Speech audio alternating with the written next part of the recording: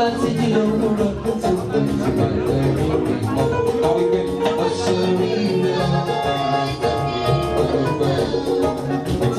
avoid calling my son name. There's nothing I can do about it. Okay. I'm very proud of it.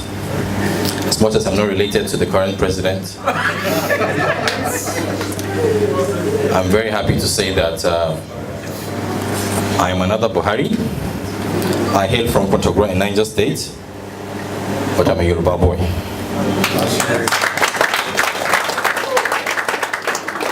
I've lived in Lagos for over 15 years, and I am very comfortable and happy. I have no problem or qualms with the people.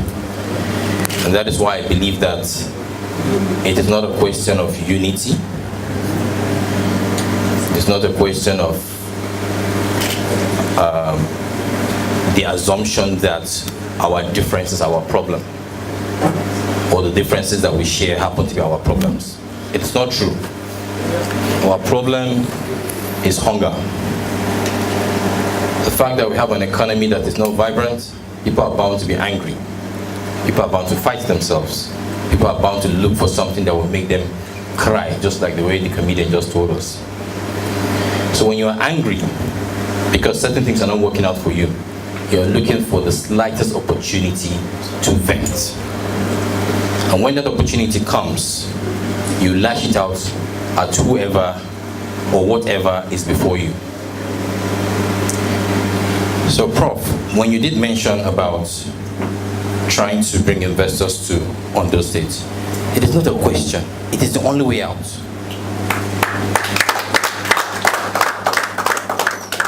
I have friends from Ondo, and we've been talking. And to think that at some point in the history of this country, Ondo was the sustainable center of the western region, then it's a shame if we've lost that. We have to regain it. It has to come back. We talked about a lot of things. We talked about the human capital in itself. We talked about the natural resources. We talked about agriculture. If only these three things are even just focused upon, Ondo can get itself back on the map. No question about that. But this is the problem. Most of the focus has moved to the civil service. And today, the great Ondo State is categorized as a civil service state. It's a shame. You guys are bigger than that, and you will be greater than that. We just need to be honest with ourselves. When you find a neighboring state having certain potentials, there is nothing wrong in telling your government to go and invest in that business if you don't have it in your state. We're looking at a state with very highly educated people, and then we're thinking that industries will not survive. It's not true. Industries will thrive. I had a few discussions with some of my friends in Ondo State, and I said, I think personally that the biggest problem with the country is the fact that we have refused to accept technology. Sir, to be very honest with you, we cannot tell how many people we get 1,350 naira from the Akure loot. The reason is simple. We do not even know how many Nigerians exist. Even Ondo State cannot tell you categorically how many people exist. Ondo State cannot tell you how many people were given birth to today. Neither can it tell you how many people have died today. Then how do we create a budget for a number we do not know? How? It's important.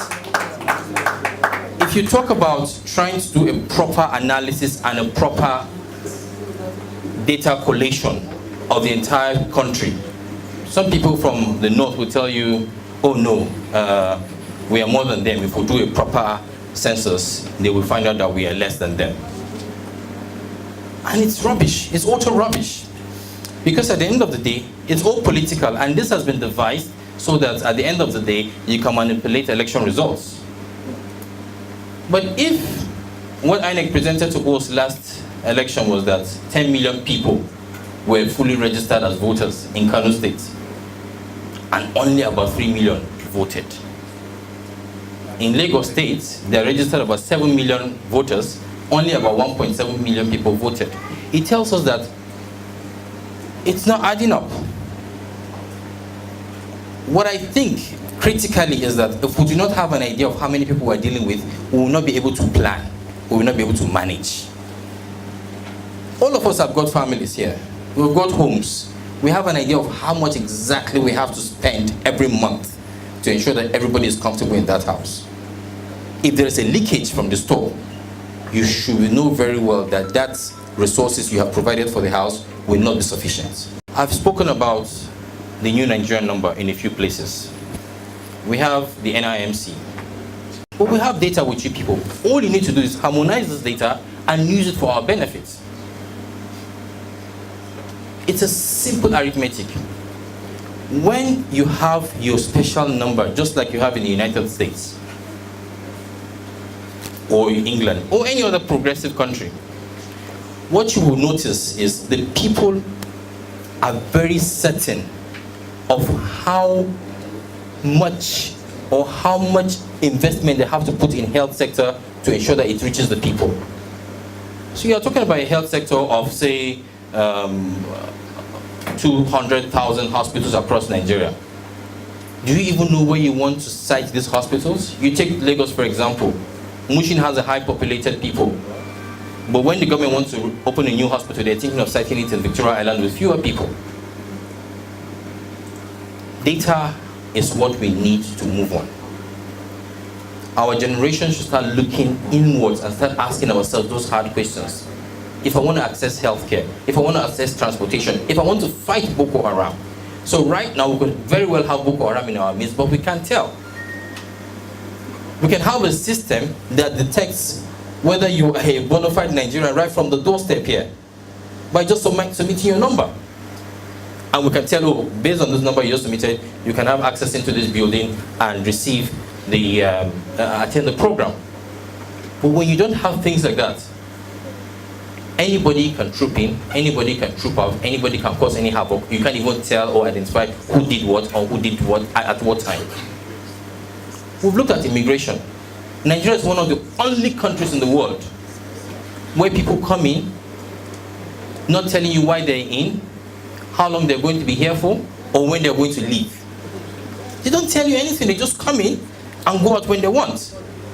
And right now in the western part of this country, we have an influx of people from Niger Republic, from Cotonou, who we have already allowed to come into the system, taking part of this resources that we're supposed to manage with ourselves, but nobody's asking those deep questions. Later we'll say there's a new brand of Fulani herdsmen. My brothers and sisters, there are no Fulani herdsmen. They're just immigrants, illegal immigrants, who have come to steal our collective wealth.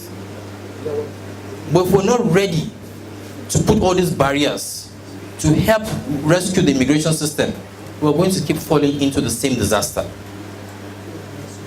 We look at education. Who says we can have free education? But to be honest, right now we can't, because we don't even know how many kids we're catering for. We can't tell. The children come in every day. I remember this present administration said it was going to give 5,000 naira to unemployed youths. There's nothing wrong with it, as long as you're making plans to create jobs. In the meantime, you should create a soft landing for the people. It's suko. But they cannot carry out that project because they don't even know how many people they're going to be catering for. Because if they're going to really give those 5,000 naira, I'm going to line up myself. It's the truth. Nobody has any records about me whether I'm employed or not. So we're not making any sense. We're not moving forward. We're just in one spot. We're just gallivanting. I think data is essential. Some of us may not understand what I'm talking about, but it is the only way out. We have to know the number of people we're dealing with before we can make a plan, before we can manage. We talked about what is trending right now, hate speeches here and there. a lot of hate speeches coming from all parts of the country. Some people want some people to evacuate their land. Some people want to leave. And that brings us to the topic of restructuring. We have different school of thought when it comes to restructuring. You talk to different people and they tell you, this is our own plan of restructuring, this is how we want to set it, this is what we want to do. But I keep saying one thing, and it's very crucial. No matter the kind of restructuring we are going to do, you're still going to have the same kind of leadership that we have not been happy with running these smaller regions, and nothing will change. Yesterday, I was listening to Thabo Mbeki, the former president of South Africa. He was talking critically on how the leadership of Africa needs to wake up and start talking to themselves on how to get things right. So they want efficiency, they want transparency, and they want accountability. And you think all of this can be gotten by talking to each other? No. The only reason why you can work as a banker and not be able to steal money, even though you steal money every day, is because of the system. So you're talking about a system that allows you to steal, and you think that just mere talking to me or making speeches about me in the media will make me stop stealing. No. The system allows me to steal. So what are we doing to make the system catch up with people who siphon from it, just the way it happens in the banks, just the way it happens in any organization that is prepared to ensure that it survives? Again, data. Again, proper accountability. The little agitations I see around the country, they have their negatives, and unfortunately, it may surprise some of you, they have their positives. But where I see the positivity is the fact that these people are beginning to have a central focal point.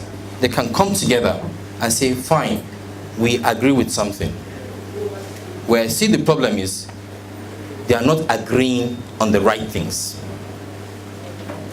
So if you're able to gather people, 1 million people supporting you, in Ondo State, for example, what you should be asking for is good governance, accountability, transparency, and efficiency from your government officials. Nothing else. Because no matter what you ask for, they're going to pull you to the sidelines, and they're going to compensate you, and they're going to ask you to relax. So what we expect us to do as young people, by the way, I don't want this to be oh, he's a young person, so we're talking about you advocating for youth presidency. No, please, it's not about that. I am prepared to stand and debate with anybody 100 years down to 25 years. We have to get it right this time around. If you want to run this country, you have to come and tell us what plans you have and how you intend to do it. It's not going to be business as usual where people will just, come up and tell you, my people have called me. Nobody should call anybody. If you are prepared to serve, you should present yourself and come and serve. I declared last year that I was going to run for the highest office of the land. And I am not relenting. I started it with just me. Today I have hundreds and thousands of people behind me. Yes, sir! Some people send me messages and say, I am behind you, but please, don't be behind me. Let's work together and get this right. Thank you.